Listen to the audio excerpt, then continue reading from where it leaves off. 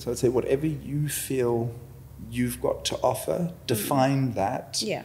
And then start to build around it. Don't be in a rush to do it. You know, sometimes you think you've got the idea, but it needs a chance to evolve, to grow. And having learned it at Pronto, be cautious, but at the same time, be confident. Yeah. It's a contradictory type of thing. Welcome to Chefing Beyond the Kitchen. I'm your host, Marau. Join us for conversations with amazing people doing amazing things in food.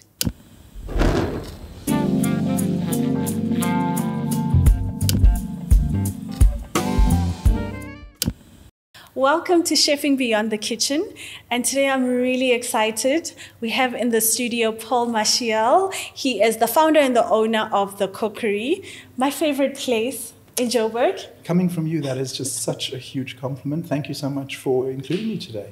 I'm so excited to participate. I'm so excited to chat with you. You're one of the people I really wanted to talk to. I truly admire the environment that you've built with the Cookery. As someone that's also cooked there, I just love how intimate it is, but how open and spacious it is, and just how everybody in Joburg seems to love it. Again, like this is coming from you because I'm such a huge fan of yours. So this is just such a great afternoon for me to be able to chat about what I love to someone who loves what I do. So yeah, thank you so much. No, thank you. So we're going to start with some icebreakers before we get into the actual conversation. And I want to know, when is the last time you smiled and what made you smile? I smile quite a lot. It's the only thing that keeps me going is smiling. So I smile quite a lot. Yeah. And I mean, when I greeted you now, I definitely did smile. And just generally, that's my way of dealing with everything in life. So even on my way here, someone cut me off and I was that close to like losing it. And I was like, just smile. Just smile. Your energy needs to be smile energy when you get through that. So I smiled and I'm here.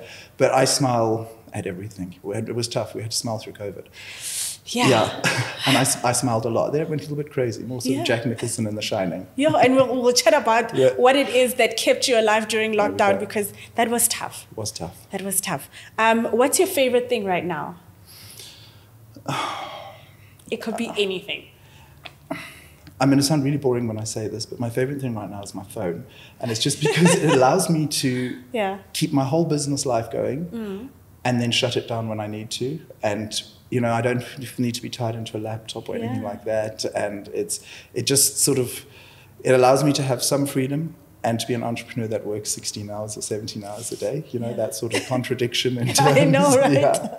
So that's it. And if it was to be one other thing, it would probably be what's her name? Sandra Oh in Killing Eve. I'm loving her at the moment. She's my favorite thing. Yeah. Love it. The last is, who are the three people, maybe the second last question actually, the three people you would like to host for dinner and why?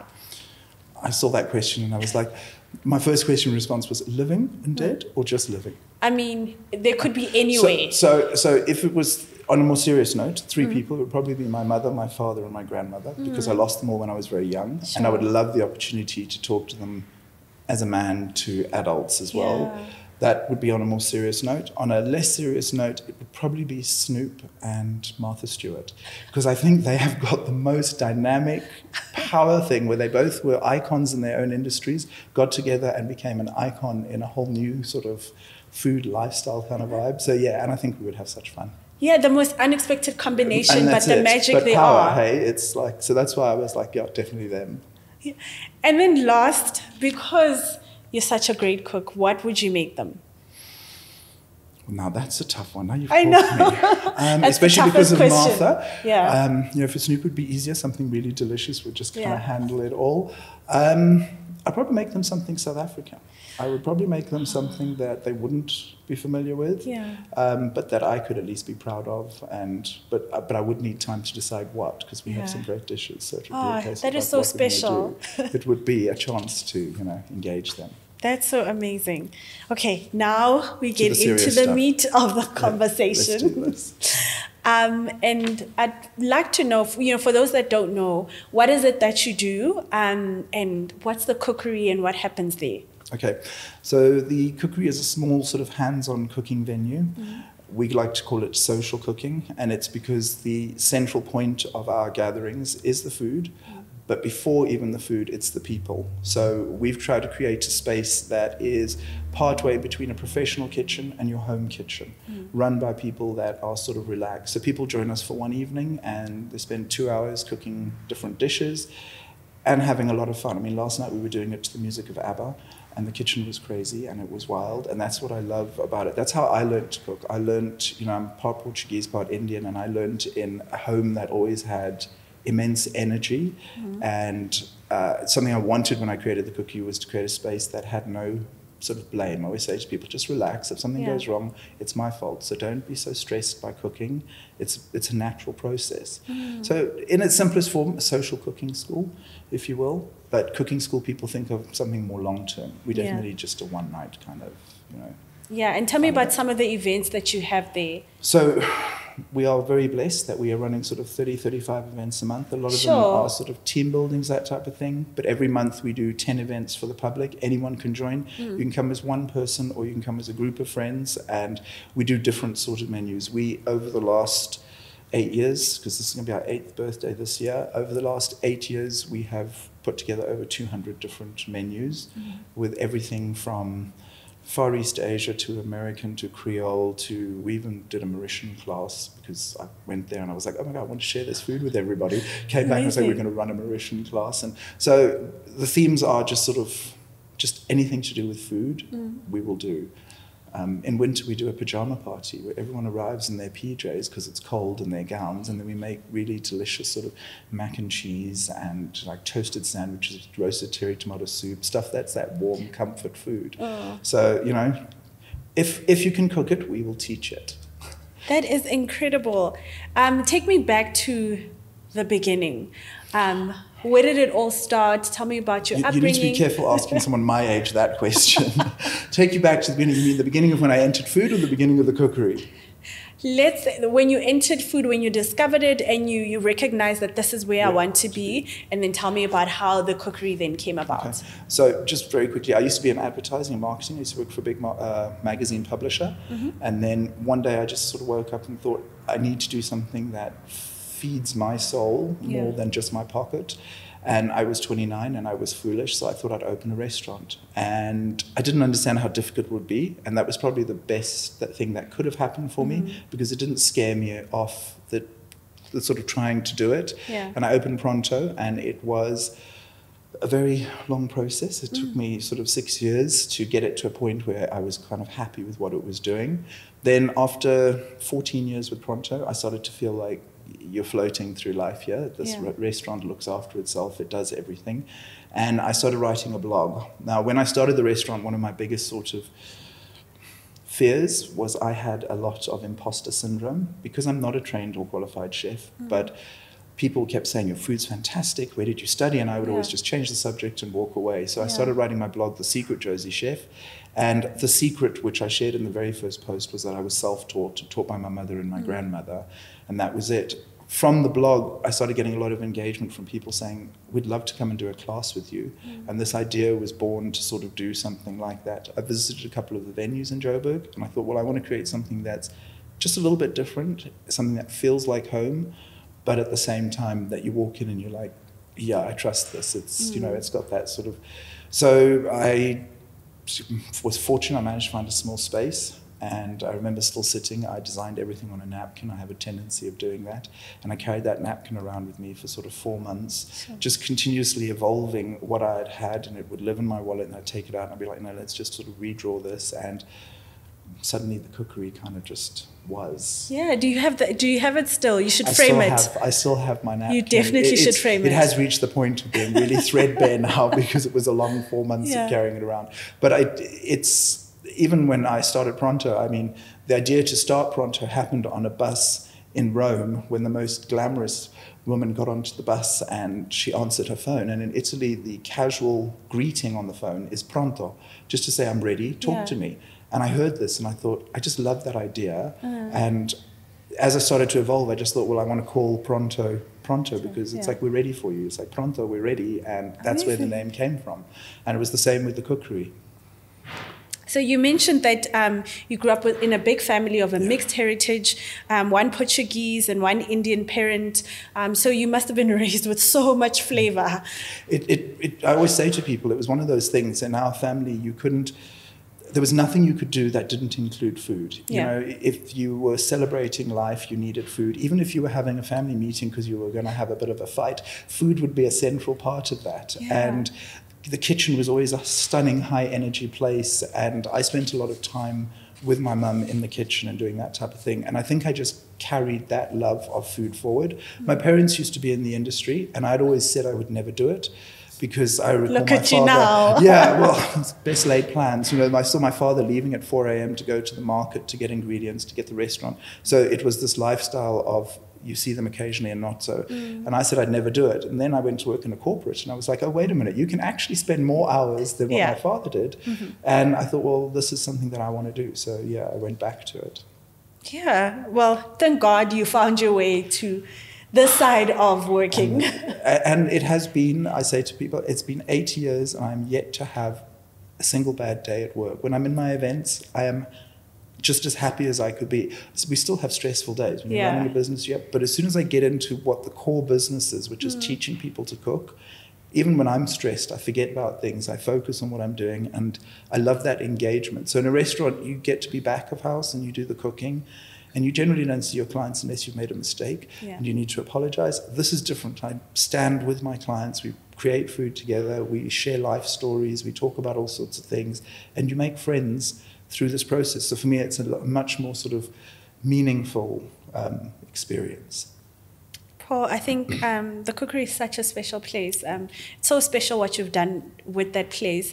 But I think its popularity is also testament to you, because as much as people love cooking, they also love the idea of spending the evening with you, which is incredible. Yes and no. I'd have to step back and say my team are the most amazing people. And that, I think, I've got to give more credit to the team who helped me build it. I had an idea and I had a plan on how we were going to roll it out, but each of my team have brought their personality into that rollout. And they've become an essential part of who we are. Yeah. And yes, I like to think sometimes people like to chat to me, but maybe not. I think so too. But I think, again, that awareness to be able to credit your team with everything that they bring to the table, it's just testament to the incredible person that you are. And speaking of teams, how did you go about building a team? I think that's so central to any business, is building that team that's going to support you and deliver on all the promises that you make. So I think because I may tend to be a little bit of a control freak in how things roll out, I generally, even with Pronto, every person I employed at Pronto had never worked in a restaurant before they came to work with me.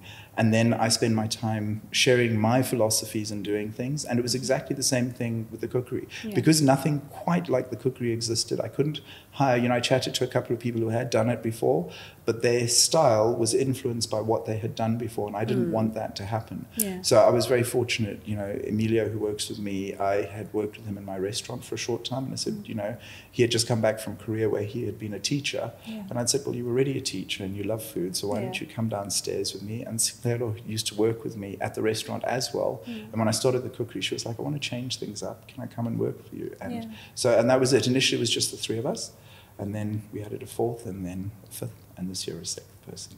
That is amazing. So tell me, I know the Cookery is such a Johannesburg favorite.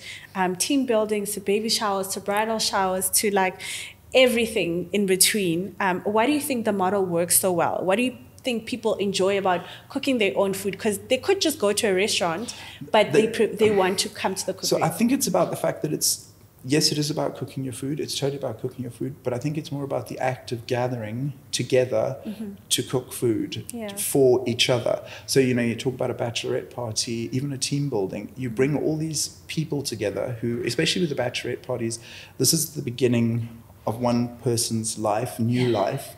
She invites her whole support group there. And in 90 minutes, they kind of manifest the love that they feel in the form of a meal. And there's something quite strong about that sort of act. It's like, with us, look what we can do in 90 minutes. We're going to be here with you. And the same even applies to a team. You have lots of teams who work together but are slightly competitive, and that's all healthy for business.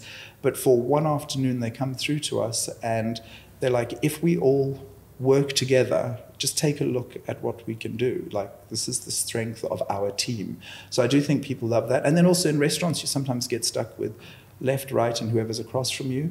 In a kitchen, you're able to move and you can talk to everyone. We have people that are shaping a meatball and dancing at the same time. You kind of can't do that in a restaurant. So it is a slightly different kind of experience. And then you never go wrong in Joburg with a private venue. The fact is, people love the fact they can come downstairs. It's their space. And sometimes, like bachelorette parties, things get wild. And it's their space. It's their space. Yeah. I can imagine. You've created such, a warm and welcoming environment at the Cookery. Take me through that creative process to actually create it. I can't imagine, what it must have been like, because it's not like you had a blueprint. How did you put it together? How did you decide on a location, on what should happen there?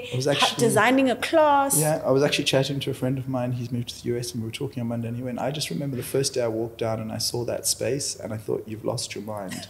Because when I took the space, it was a storeroom with no windows. It had one door and it was flooded. It had been empty for 4 years. And when I walked in there, it was a nightmare. And I brought my whole support group, all my friends, and I said, this is where I'm going to put it. And everyone was this is it. Everyone was like, right, Paul, right. So, and I think that was actually in my favor, because I knew that I have to gut whatever's there and I have to start again. I define certain brand aspects. This is where the benefit of having been in media for 12 years. And then everything that I did would be put against those brand aspects. If they didn't meet those criteria, it was cut from it.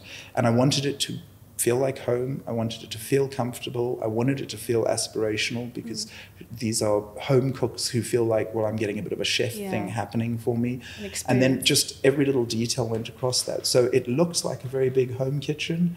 It's got all the same elements you'd have in a home kitchen, but then it's got all the equipment you'd have in a professional kitchen. It's got that sort of, that feel to it. I wanted people to never feel like, oh, I've got to put on a high hat now and I've got to be intimidated by this process. People just come in and they're relaxed.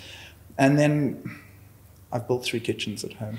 So I don't know why I keep changing my kitchen at home. It's a chef thing, I think. It's like that stove's just no longer big enough anymore.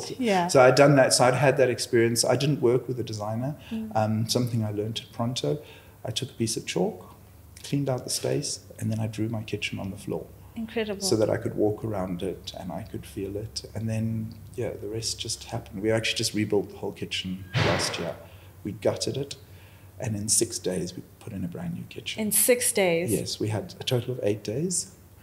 First 2 days, we tore everything out, and then 6 days to rebuild a brand new kitchen. And everyone walks in and says, it looks the same. It is exactly the same as what it was, but it's brand new. So it has a nice feel of quality to it, because we've been so blessed to have had over 35,000 people through that space. And home kitchens are not designed for 35,000 people. So it was starting to look a little bit, Emilio, my business partner, always says, we just gave a little bit of a Joburg Northern Suburbs facelift. No one can notice the stitches, but it looks fresh and it looks, so Sure, that is so impressive. Now I know who to consult the day I'm opening mine. It was 6 days on site, 8 days on site, 2 months in planning. So that's the only way you can turn these things really quickly. Was like I think my contractors had reached a point where, like, if Paul WhatsApps us one more time, so let's just do what he needs so we can get out of here. Because I had WhatsApp groups for every conversation that needed to happen, because it's the only way I know how to manage things. And again, back to that being a bit of a control freak, I could have hired someone to manage the project for me. I chatted to someone, they said it'll take 8 weeks to build. I was like, I don't have 8 weeks. I don't agree with your 8 weeks, so I'm going to handle it myself. It was a stressful time. In fact, we had snow that week, and someone said to me, oh, right, it's snowing because you think you can do this in 8 days. Oh, my goodness. But we did. Oh, my goodness. I'm about to add contractor and designer to your CV, because I'm going to have you do mind. It's my future hope, is to get involved in things like that. Incredible, incredible. Now let's talk about work-life balance. That's if you have any. I was going to say, when I read that question, I was like, I can't wait for you to tell me how you've gone up with work-life balance. Well. Yeah, no, it is a tough one. And in fact, we've had to evolve. We reached a point where when you start a new business, you'll take business anywhere, whenever it comes. We'd have periods where we'd work for 16, 17 days in a row. Now we work 22 days of any given month. We have to take 8 days off in that month. Yeah. It may not be a Saturday, Sunday. In fact, it's often not a Saturday, Sunday. And we've got to fit everything else into that. And I've had to be really sort of strict. I think also the trauma of lockdown, we came out of that and we were like, okay, we've got to make up for it by working double, 40 triple days. Yeah. And I still remember we did one November where we did 46 events, and we were quite broken. And the problem is, nobody, as much as, even if you love what you do, when you reach that point, you start to dislike the hours and what it's taking. So now I'm just quite strict. As much as the temptation is sometimes there, someone will contact you, I've got a 32 person, can you take us? We're like, no, because there are no more non-weekend days available for you. Yeah. And then when I'm in my personal time, even though you'll know as an entrepreneur, your personal time, you sit there and your thoughts are still carrying you away. I try to be very conscious about having me time, having family time, and not letting my thoughts run off to, oh, we should try that, we should do this. I should check this, It's the nature of being an entrepreneur. You don't ever get, but you do. I have learned this is my 5th business, I have learned to just sort of say no. Like this weekend, I've got my cookbooks out. Yay. I got the new Pasta Granny's cookbook. Someone gifted it to me, and I'm like, this weekend I'm cooking 3 different recipes from this cookbook, because that to me is me time. It's you time. I think that's the thing about entrepreneurs. It's so hard to draw those lines, but especially as a creatives need rest because they give so much of themselves. You know, I can imagine you in a cooking class. You give everything. You need time to recharge. And you need to, but with that, I've also learned that I can't if I don't have my recharge. And so I just, I'm off to Zanin on the weekend, and I'm off to do this and that, and just like relax. Relax. So you have to make, and watch Sandra Oh and her new series. Yes, and enjoy some time off so that when you are back, you truly, really are back. And you're excited to get back to it. We work really hard, but we do take now I feel bad suddenly.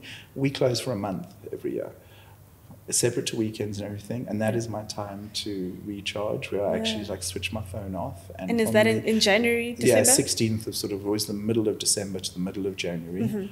We just, because also my team needs a break, everyone needs a chance to be with family, to get that energy back, that they can come back into the new year.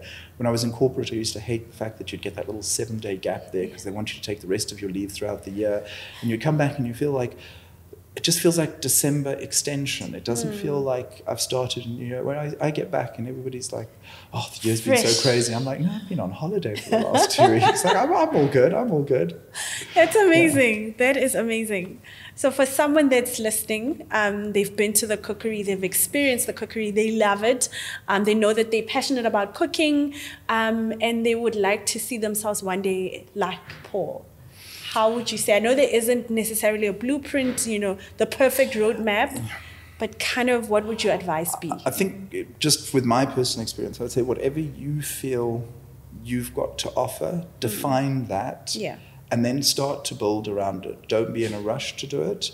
Sometimes you think you've got the idea, but it needs a chance to evolve, to grow. And having learned it at Pronto, be cautious, but at the same time, be confident. It's a contradictory type of thing. I started with Pronto. My designers came up with a 3 million rand budget. Things didn't work out that way. I couldn't run with them. I built that restaurant for 10% of what they had originally. So I was cautious, but I was also confident. I still did it, and I still went for it. Really brave. I always say I think more stupid. Like, I didn't understand. My brain hadn't quite wrapped around how difficult it was going to be. I loved cooking. When I opened my restaurant, I'd never cooked for more than 6 people at any one time. Okay, really brave. Well, that's it. Like, really brave. Like, really stupid. It's like I had never I just had never done it before. I had no idea. And then I came with this really strong marketing background. And my first day open, I was fully booked. And really brave. So it was just this, like, a bit of a, and I cooked for 7 years. I cooked every plate of food that came out of my kitchen. For the first 3 years, I'd write my menu once a week, and those would be the dishes that I would cook. And I focused. With the Cookery, we focus on a social cooking experience, and we don't allow people to pull our formula any other direction. Yeah. When I opened Pronto, we were a pasta restaurant, and I did 8 different pastas per week, and you had no other choices. But I did those 8 pastas so well. I do my events, I try to do the events so well that nobody can say, oh, well, it doesn't seem right, it doesn't seem, and that just builds a really strong brand. And from that, you can then look at evolving and you can grow. But it does take that sort of time. I would say to any young person, just like, be confident, be cautious, and trust yourself. Yeah. Because as an entrepreneur, I think that's quite a challenging part when you make decisions and you're like, is that the best idea? You don't have you're an entrepreneur, you're by yourself. You don't know until you know. It doesn't work until it works. That's it. Or it doesn't work until it doesn't work. And then you pivot. And that's exactly it. Yeah. And that's what I love about being an entrepreneur. And in corporate, it would always be every pivot had to go through a committee. In this, it's like, that's not working, scrap it. Yeah. And it's done, and you start again. So I do like the sort of power to be more in control of the outcome I'm seeking. Mm-hmm. And then speaking of, things not necessarily working out, what would you say has been the challenges along the way? Well, there's 2 sides, I think, to sort of challenges. There's the technical, so it's things like capital and licenses and remaining compliant with every detail of company documents and this, and those are the technical challenges, to finding the right equipment that is going to stand up to the hard work that's demanded of it and not. And I think you've got to look at the individual business you're creating to understand what those technical challenges are. I do think there's some that are consistent, whether you're starting a restaurant or a cooking school. Capital, as I say, is always the one. But there's the one on the other side, which has actually taken me 3 businesses to actually evolve through, and that's the emotional challenges.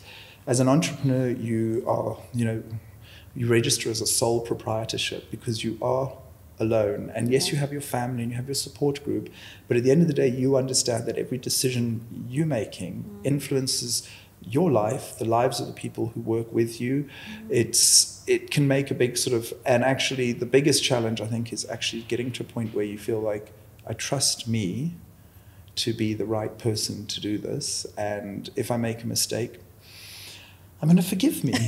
Because, when I first started Pronto, I was up at 3 a.m. every day, just with my brain and my thoughts to keep me company. And now I've come to a place that even when times are tough, I still manage to sleep through the night because I trust myself, I forgive myself, I care for myself, because otherwise I can't give those things to other people.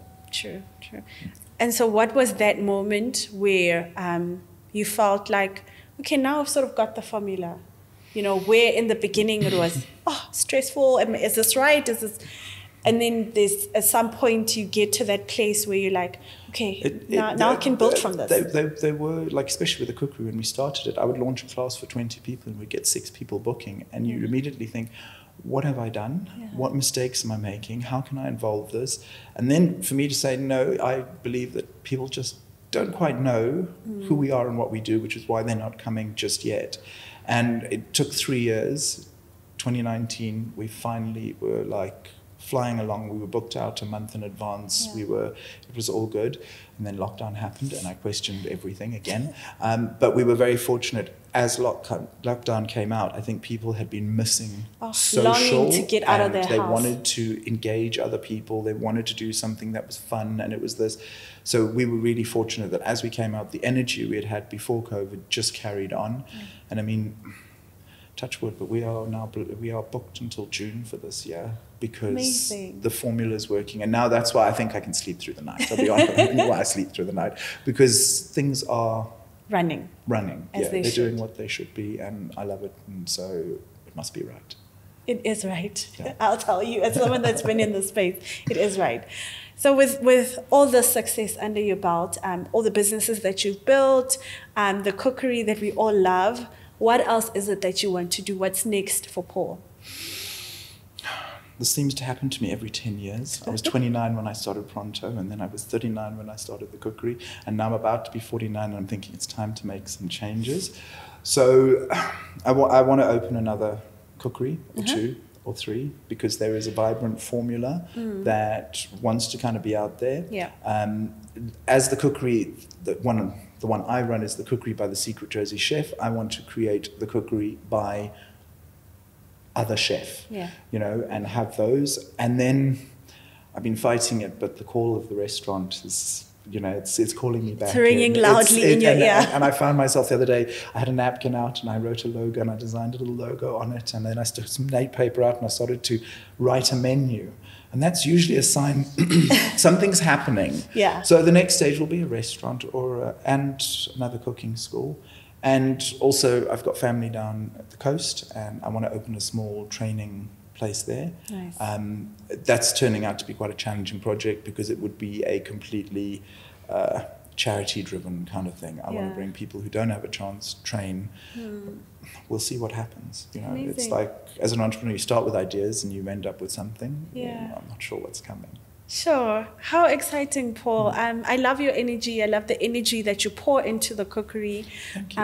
And that atmosphere is just so beautiful. And I can see why everybody loves you and why everybody and I'm loves sitting your here and space. I'm just so humbled by the fact that you, the great Lazy Oh my Makoti, you know, because it's one of those things. I take my inspiration from the people that I see around me and the energy that, you know, so for me, thank you. It's like, you know, it's just, humbled. Let me tell you, I also write things down. So I wrote my dream list of the people that I want as I start this podcast. And you were one of them, top of that list. And I was not going to take no for an answer. Well, you weren't going to get a no. You weren't going to get a no. So I'm so pleased that you could make the time. I do understand how busy a person you are. So I'm so grateful that you could make this time. We always make time for the important things. Oh, always. Thank you. Thank you so much. Thank you. And on that note, I'll see you on the next episode. This has been Chefing Beyond the Kitchen. Hope you enjoyed this conversation. Please remember to like, comment, and subscribe. I'll see you on the next one.